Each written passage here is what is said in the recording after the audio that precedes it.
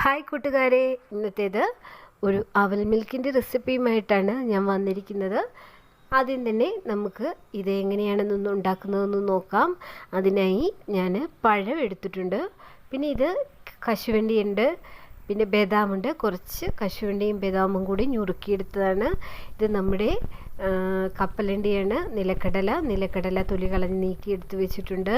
പിന്നെ അവലാണ് എടുത്തിരിക്കുന്നത്. അവൽ ചട്ടിയിലിട്ട് നന്നായി ഒന്ന് വറുത്ത് എടുത്ത് മാറ്റി വെച്ചിട്ടുണ്ട്. പിന്നെ ആദ്യം തന്നെ ഇത് പ്രിപ്പയർ ചെയ്യാനായിട്ട് വലിയ പാടൊന്നുമില്ല.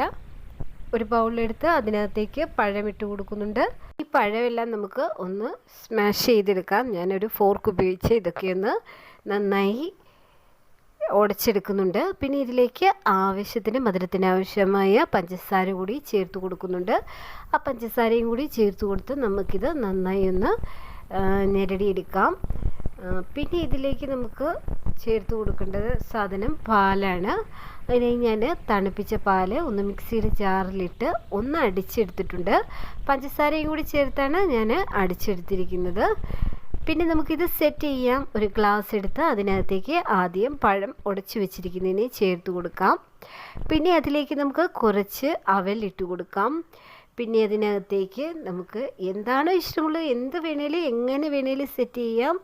ഞാൻ നിലക്കടലയാണ് ഇട്ട് കൊടുത്തിരിക്കുന്നത്. റോസ്റ്റഡ് നിലക്കടലയാണ്, അതിട്ട് കൊടുക്കുന്നുണ്ട്. ഇപ്പം നമുക്ക് ഏകദേശം 3 ലെയർ സെറ്റായിട്ടുണ്ട്. പിന്നെ അതിനുശേഷം വീണ്ടും ഞാൻ അതിനകത്തേക്ക് അല്പം അവലും കൂടിയാണ് ചേർത്ത് കൊടുക്കുന്നത്. ഒരു ചെറിയ ലെയർ ഒരു അവലും കൂടി ഇട്ട് കൊടുക്കുന്നുണ്ട്. പിന്നെ കാഷ്യൂനട്ട്, ബദാം ഞുറുക്കി വെച്ചിരിക്കുന്നതും കൂടി ചേർത്ത് കൊടുക്കും. ഒരു ലെയറും കൂടി നമുക്ക് പഴം ഉടച്ച് വെച്ചിരിക്കുന്നതും കൂടി ചേർക്കാമായിരുന്നു. ഞാനിങ്ങനെ വീഡിയോ എടുത്ത സമയത്ത് അത് വിട്ടുപോയി. എന്നിട്ട് ഞാൻ ഈ കാഷ്യൂവും ബദാമും കൂടി ഇട്ട് കൊടുത്തിട്ടുണ്ട്. പിന്നെ അതിന് ശേഷം നമുക്ക് പാല് ചേർത്ത് കൊടുക്കാം. പാല് ചേർത്ത് കൊടുക്കുമ്പോൾ ഇത് നല്ലൊരു ഭംഗിയുണ്ട് കാണാൻ തന്നെ. ഈ പാലും കൂടി ചേർത്ത് കൊടുത്ത് നമുക്ക് ഇത് സെറ്റാക്കാം. പിന്നെ അതിൻ്റെ മേലേക്ക് അല്പം ബദാം, നിലക്കടല, അല്പം കശുവണ്ടി ഇതെല്ലാം കൂടെ വെച്ച് നമുക്കൊന്ന് ഡെക്കറേറ്റ് ചെയ്യുകയും കൂടെ ചെയ്യാം. ഇതിനകത്ത് ട്യൂട്ടി ഫ്രൂട്ടി ഇട്ട് കൊടുക്കാം. നമുക്കുള്ള കാര്യം നിലക്കടല മാത്രമാണെങ്കിലും ഇട്ട് കൊടുക്കാം. വിശപ്പും ദാഹവും ക്ഷീണവും എല്ലാം പമ്പ കിടക്കാൻ പറ്റിയ നല്ല ഒരു അടിപൊളി ഡ്രിങ്കാണ്. ഉണ്ടാക്കി കഴിഞ്ഞപ്പോഴത്തേക്ക് നല്ല ടേസ്റ്റ് തന്നെയാണ് ഇതിന്. ഞാൻ അത്ര രുചിയൊന്നും ഉണ്ടാവുമെന്ന് ഓർത്ത് ഉണ്ടാക്കിയതല്ല.